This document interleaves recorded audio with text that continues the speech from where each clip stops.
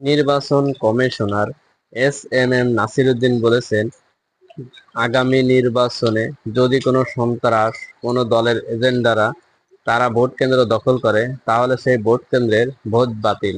আমি নির্বাচন কমিশনারকে বলতে চাই, আপনারা ঢাকা শহরের থেকে শুধু নির্বাচনের কি বুঝবেন বা কি দেখবেন, কি এমন আপনারা নিরপেক্ষ নির্বাচন দিতে সক্ষম হবেন?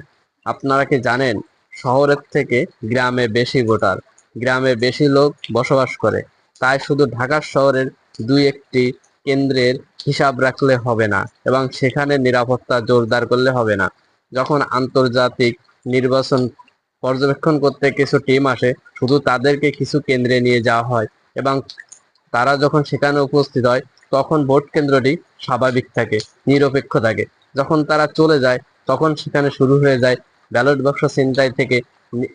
যারা ভোট কেন্দ্র দখল করে তারা ইচ্ছে মতো ভোট সিল মারতে থাকে। আমি বলতে চাই, গ্রামের দিকেও একই রকম হয়। বিভিন্ন যে সন্ত্রাস আছে, দলের এজেন্ডারা আছে, তারা গ্রামের সহজ সরল মানুষকে জব্দ করে ইচ্ছে মতো তাদের দলে, তাদের মার্কায় তারা ভোট সিল মারে। তাই গ্রাম অঞ্চলের নিরাপত্তাটাকেও আপনাদের জোরদার করতে হবে। যদি সেটা না পারেন, তাহলে আগামী নির্বাচনও বিগত নির্বাচনের মতো কলঙ্কিত হবে। তাই শুধু শহরে নয়, গ্রামের দিকেও নিরাপত্তা জোরদার করতে হবে এবং গ্রাম অঞ্চলের মানুষ যাতে নিরপেক্ষভাবে ভোট দিতে পারে, যার ভোট সেই দিবে, এটা যদি তারা বাস্তবায়ন করতে পারে, তাহলে বুঝবো আপনারা সুষ্ঠু ভোট দিতে পেরেছেন।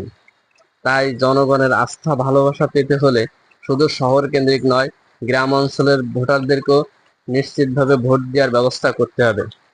ধন্যবাদ।